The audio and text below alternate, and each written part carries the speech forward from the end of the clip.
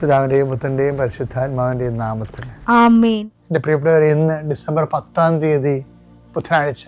അമ്മേ പരിശുദ്ധ അമ്മേ, അമ്മേ പരിശുദ്ധമേ, ദൈവമാതാവേ, കൃപാസനത്തിലൂടെ ഞങ്ങളുടെ ദേശത്തിനും അമ്മ മധ്യസ്ഥം തേടി തന്ന എല്ലാ അനുഗ്രഹങ്ങൾക്കും കൃപകൾക്കും ഞങ്ങളിപ്പോൾ ഹൃദയം നിറഞ്ഞ നന്ദി പറയുന്നു. അമ്മേ പരിശുദ്ധമേ, ദൈവമാതാവേ, 2004 ഡിസംബർ 7 ഉച്ചകഴിഞ്ഞ് 2:30 കൃപാസനത്തിൽ സംഭവിച്ച അമ്മയുടെ പ്രത്യക്ഷപ്പെടലിനെ കുറിച്ച് തിരുസഭയ്ക്ക് സമർപ്പിച്ചിരിക്കുന്ന പഠനരേഖകളുടെ സഭാത്മകമായ പഠനം ആരംഭിക്കുവാൻ ഞങ്ങൾ പ്രാർത്ഥിക്കുന്നു. അമ്മേ പരിശുദ്ധമേ, ഭൂസ്വർലോകങ്ങളുടെ രാജ്ഞിയായ അങ്ങേയ്ക്ക് ഭൗമസംരക്ഷണത്തിനായി പ്രപഞ്ചപ്രകൃതിയെ തന്നെ തിരുസഭ പ്രതിഷ്ഠിക്കുവാൻ ഈ പ്രത്യക്ഷീകരണം വഴി ഇടയാക്കണമേ. പരിശുദ്ധമേ, ജപമാല മാതാവേ, സകല കൃപാസനം പ്രാർത്ഥനയോടും ചേർത്ത് ഞങ്ങളിപ്പോൾ പ്രാർത്ഥിക്കുന്ന ഈ കുടുംബത്തിന്റെ പ്രത്യേക നിയോഗം പറ മക്കളെ.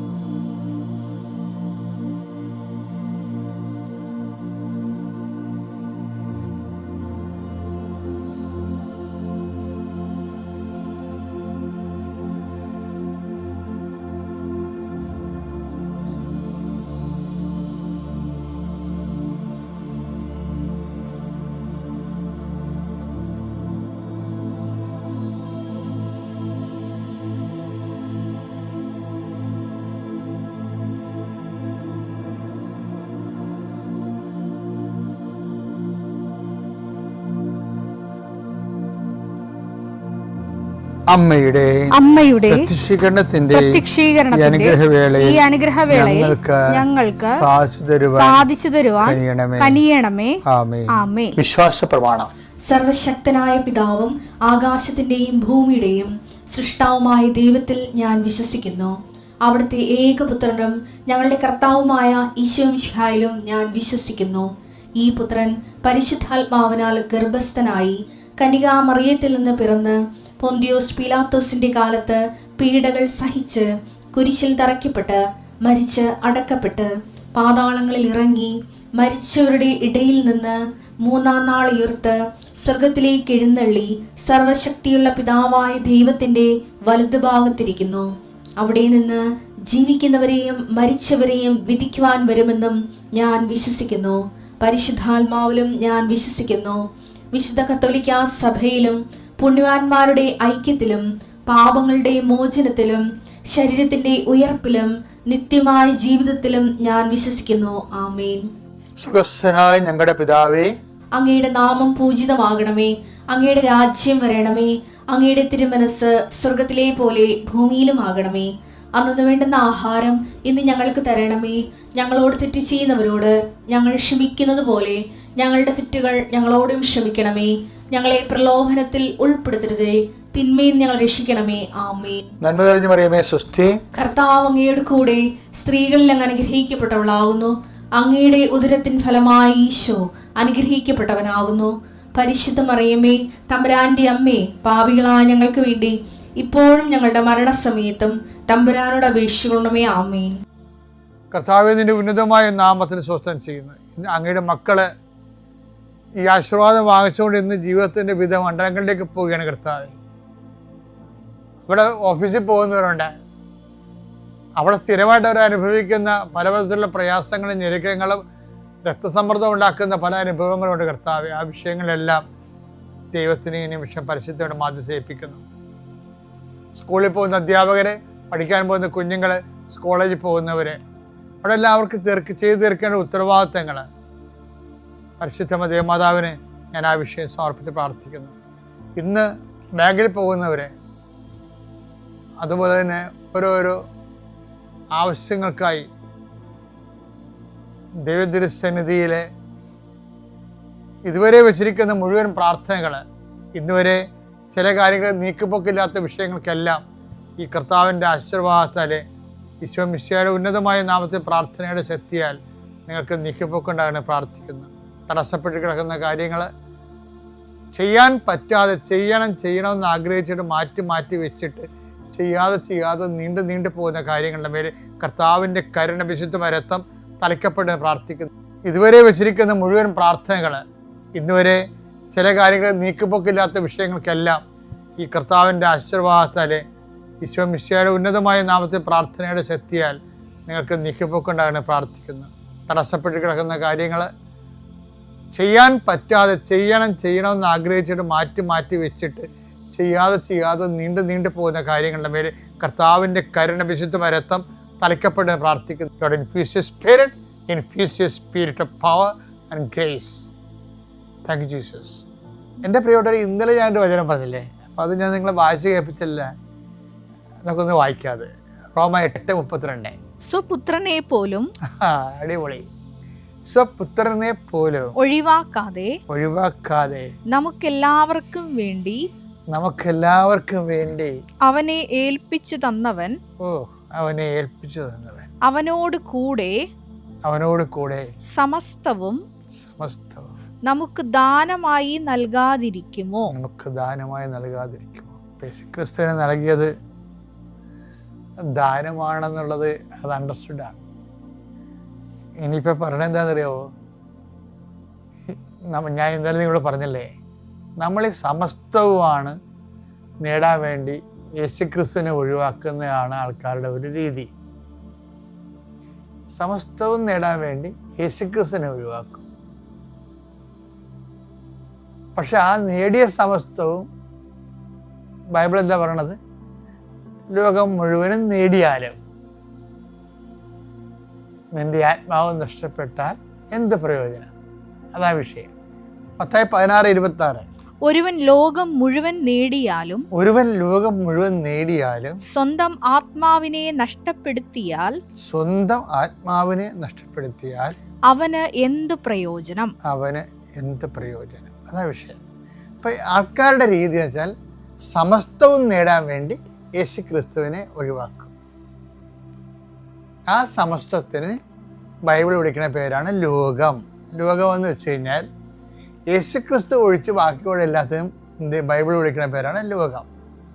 എന്നിട്ട് ഈ സമസ്തവും നേടിയാലും നീ യേശുക്രിസ്തുവിനെ ഒഴിവാക്കിയാൽ ആത്മാവ് നഷ്ടപ്പെടും. എന്ത് പ്രയോജനം? അതാണ് വിഷയം. അപ്പം നമ്മളെ പോലുള്ള ഓപ്ഷൻ ഇതാണ്: സമസ്തം ഒഴിവാക്കുക, യേശുക്രിസ്തുവിനെ നേടുക. അവിടെ സമസ്തം ഒഴിവാക്കുന്ന ഒരു രീതി പൗലോസ് പറയും, യേശുക്രിസ്തുവിനെ നേടാൻ വേണ്ടി ഞാൻ എല്ലാം കുപ്പയായിട്ട് കരുതണം എന്ന് പറയും. ഫിലിപ്പിയർ 3:8. ഇവ മാത്രമല്ല എന്റെ കർത്താവായ യേശുക്രിസ്തുവിനെ പറ്റിയുള്ള ജ്ഞാനം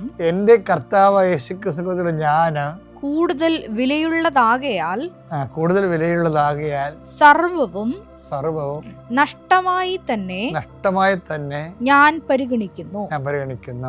അവനെ പ്രതി ഞാൻ സകലവും നഷ്ടപ്പെടുത്തുകയും ഉച്ഛിഷ്ടം പോലെ വേസ്റ്റായിട്ട് കരുതുകയുമാണ്. അപ്പോഴേ അവനില്ലാത്ത എല്ലാ സംഭവത്തെയും ബൈബിള് വേസ്റ്റ് എന്ന വാക്കുകൊണ്ടാണ് അതുപോലെ തന്നെ ഈ സമസ്തവും ചില സമയത്ത് വേസ്റ്റിൻ്റെ മറ്റൊരു വാക്കായിട്ട് മാറും. അത് ഈ ക്രിസ്തു അവിടെ ഒരു കക്ഷിയല്ല എന്നുണ്ടെങ്കിൽ, അപ്പോൾ നിങ്ങൾ എന്നോട് ചോദിക്കും, ഇതൊക്കെ സത്യമാണോ എന്ന് ചോദിച്ചാൽ, ശരിക്കും പറഞ്ഞാൽ ഇതെല്ലാം ഒരു പാസ്വേഡ് ഉണ്ടാകുന്നൊരു വിഷയമാണ്. ഇപ്പം ചില ആപ്പൊക്കെ ഓപ്പൺ ചെയ്യണമെങ്കിലും, ഇപ്പം തന്നെ ചിലരുടെ മൊബൈൽ നമ്മൾ തുറക്കണമെങ്കിലും ഒക്കെ ആ മൊബൈലിൻ്റെ പാസ്വേഡ് ഇല്ലേ, അതുപോലെ തന്നെയാണ് എല്ലാത്തിനും പാസ്വേഡ് ഉണ്ട്. വഴിയെ പോണ അവർക്ക് ആർക്കും ചവിട്ടി കയറാനൊന്നും പറ്റത്തില്ല. അതിൻ്റെ പേയ്മെൻറ്റ് വെക്കാൻ പറയും. അതുപോലെ തന്നെയാണ് പല വചനങ്ങൾക്ക് ഇതിൻ്റെ അകത്ത് വരുന്നൊരു വിഷയം.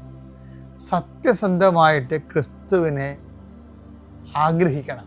പരമപിതാവ് ക്രിസ്തുവിനെ നമുക്ക് തരുന്നതിന് ഒരു പഞ്ഞവുമില്ല. കാര്യം ഒന്നും കരുതി വെക്കാതെ ക്രിസ്തുവിനെ നമുക്ക് തന്നതാണ്. പക്ഷെ ക്രിസ്തുവിനെ സ്വീകരിക്കുന്നവൻ, നമുക്കൊരു വിഷയമുണ്ടല്ലോ, ഇപ്പോൾ ഒന്നും വേണ്ട, ഈ ബ്ലോക്കിൽ നിന്ന് 10 കോഴിക്കുഞ്ഞുങ്ങളെ മേടിച്ചാൽ പോലും അവർ വന്ന് ആദ്യം ഇൻഫ്രാസ്ട്രക്ചർ നോക്കും. ആ കോഴിക്കുഞ്ഞ് ഇവിടെ വളരാൻ പറ്റിയ സാഹചര്യം ഉണ്ടോ, അതിന് കൂടുണ്ടോ, മറ്റു തരത്തിലുള്ള ഈ ഇത് ട്രെയിൻ ചെയ്യുന്ന, അത് കൈകാര്യം ചെയ്യുന്നവർക്ക് അതിനെ വളർത്തിക്കൊണ്ടുവരാനുള്ള കഴിവ്, എഡ്യൂക്കേഷൻ ഉണ്ടോ, അല്ലെങ്കിൽ അവർ സെമിനാറൊക്കെ കൊടുത്തിട്ടാണ് ഇങ്ങനെയൊക്കെയുള്ള ആൾക്കാരെ എടുക്കുന്നത്. അപ്പോൾ ലോകത്തിലുള്ള വിഷയങ്ങൾ പോലും ഇതാണ് അവസ്ഥയെങ്കിൽ ക്രിസ്തുവിനെ പിതാവിൻ്റെക്ക് എന്ന് ചോദിച്ചാൽ ഓട്ടോമാറ്റിക്കായിട്ട് പിതാവ് ക്രിസ്തു നിങ്ങളിൽ വളർന്നു വരാൻ വേണ്ടിയുള്ള പൊതുപരിസരം ഉണ്ടാക്കാൻ പറയും. അതുകൊണ്ടാണ് പൗലോസ് പറയണത്, ഞാൻ ഇപ്പം മറ്റുള്ളവരുടെ ശത്രുത, ചില ആൾക്കാർ ശത്രുത വെച്ചുകൊണ്ടിരിക്കത്തില്ലേ, അപ്പം ക്രിസ്തു വളരത്തില്ല. ചിലർക്ക് പക വെച്ചുകൊണ്ടിരിക്കത്തില്ലേ, ക്രിസ്തു വളരത്തില്ല. ചില ദുശ്ശീലങ്ങൾ, അതില്ലാതെ അവർക്ക് ജീവിക്കാൻ പറ്റത്തില്ല, അപ്പം അത് വെച്ചുകൊണ്ടിരിക്കത്തില്ലേ. അപ്പം അതിന് ഒന്നാം സ്ഥാനം കിട്ടത്തില്ല. ഈ ക്രിസ്തുവിന് ഒന്നാം സ്ഥാനം കിട്ടിയില്ലെങ്കിൽ ക്രിസ്തുവിനെ പരമപിതാവ് നമുക്ക് തരുമെന്ന് ഒരു ഉറപ്പുമില്ല. അത് തന്നെയല്ല, ക്രിസ്തു നമ്മളിൽ വളർന്നു വരാൻ സാധ്യതയില്ലെങ്കിലും ക്രിസ്തുവിനെ കിട്ടാൻ മാർഗമില്ല. ഇത് എല്ലാ മതങ്ങളെപ്പോലെ ഒരു മതമല്ല ഇത്. ഞാൻ 40 കൊല്ലം പൗരോഹിത്യവും 15 കൊല്ലം വിശ്വാസ ജീവിതവും കഴിഞ്ഞപ്പോൾ 40, 15, 55 കൊല്ലമാണ് ഞാൻ ഈ വിശ്വാസത്തെ ട്രെയിൻ ചെയ്യപ്പെട്ടിരിക്കുന്നത്. 15 കൊല്ലം, 10 കൊല്ലം, 50 കൊല്ലം, ഇപ്പം 50 കൊല്ലമായി. 1/2 നൂറ്റാണ്ടാണ് ട്രെയിനിങ് കിട്ടിയിരിക്കുന്നത്. അപ്പം നിങ്ങളുടെ കയ്യിൽ നിന്നൊക്കെ എന്തെങ്കിലുമൊക്കെ ഒരു അറിവുകേട് വന്നാൽ എനിക്ക് അത്ഭുതപ്പെടാനില്ല. കാര്യം ഞാൻ 50 കൊല്ലം ഈ വിഷയത്തിൽ ട്രെയിൻ കിട്ടിയ ആളാണ്. 10 കൊല്ലം സെമിനാരിയിലും 40 കൊല്ലം ഫീൽഡിലും ജീവിച്ചതിന് ശേഷം ആണ് ഞാനിത് പറയണത്. അപ്പോൾ എന്നെ നിങ്ങൾ ആ രീതി മനസ്സിലാക്കിയാൽ മതി. പക്ഷേ എൻ്റെ മക്കൾ എന്താ വിഷയം വെച്ചാൽ, ഞാൻ പകർന്നു തരുന്ന കാര്യങ്ങൾ നിങ്ങൾ മനസ്സിലാക്കുമ്പോൾ നിങ്ങൾ എൻ്റെ പാസ്വേഡുകൾ നോക്കിയിട്ട്, ഞാൻ മുമ്പ് പറഞ്ഞ പോലെ നിങ്ങളുടെയൊക്കെ കപ്പാസിറ്റി അനുസരിച്ച്, ഓരോരുത്തരും അവരവരുടെ കപ്പാസിറ്റി അനുസരിച്ച്, ദൈവം പണ്ടും അങ്ങനെയാണ്, അവരവരുടെ കഴിവനുസരിച്ചെന്നാണ് പറയണത്. കഴിവനുസരിച്ച് ഒരാൾക്ക് 10 താലന്തും, ഒരാൾക്ക് 5 താലന്തും, ഒരാൾക്ക് 2 താലന്തും അങ്ങനെ കൊടുക്കും. അത് പക്ഷേ അവരുടെ കപ്പാസിറ്റി അനുസരിച്ചാണ്. അത് നമുക്ക് അടുത്ത ദിവസം കാണാം.